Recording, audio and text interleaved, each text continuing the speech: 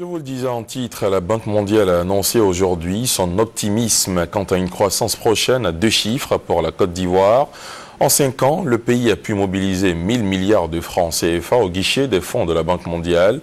Une performance saluée par le directeur des opérations, Madani Tall, ce mardi face à la presse, Adama Koné. De 2008 à 2013, ce sont 1000 milliards de francs CFA que la Côte d'Ivoire a encaissés au guichet concessionnel de la Banque mondiale sous forme de dons.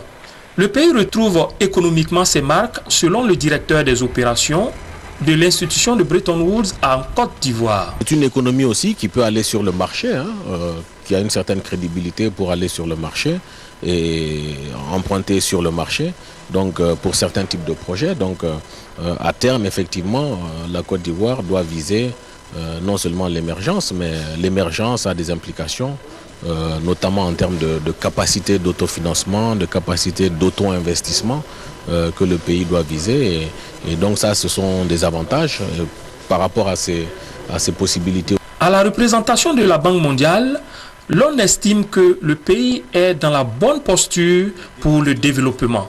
Si le dernier rapport du Doing Business le confirme, le directeur des opérations ajoute les éléments suivants.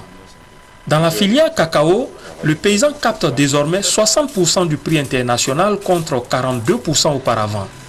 Le pays est passé premier mondial dans l'exportation de l'anacarde. De nombreux investissements sont réalisés au niveau de la santé, de l'éducation, des infrastructures et le privé est de plus en plus optimiste. En somme, la mayonnaise d'une croissance économique forte est en train de prendre. L'idée, c'est qu'à partir de 2014-2015, que la Côte d'Ivoire puisse enregistrer des taux de croissance à 2 chiffres. Et je pense qu'il y a de très fortes chances qu'on puisse y arriver, compte tenu de tous les investissements qui sont attendus, compte tenu du fait que sur des indicateurs extrêmement importants pour le secteur privé, vous savez, Doing Business vient de sortir, la Côte d'Ivoire fait partie des 10 pays qui ont fait le plus de réformes en 2012. Je pense que ceci va continuer en 2013.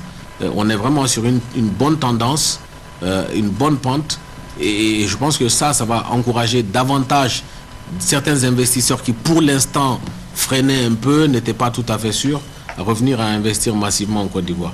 Avec l'augmentation du budget d'investissement de l'État, qui est prévu pour le budget prochain, c'est clair qu'on peut viser, et tout ce qui se fait dans le secteur agricole, etc., on peut viser une croissance à 2 chiffres dans ce pays. Ça, il n'y a aucun problème. Aujourd'hui, la Banque mondiale souligne que la Côte d'Ivoire dispose d'une capacité financière confortable induite par l'allègement de sa dette au point d'annoncer une augmentation salariale en 2014.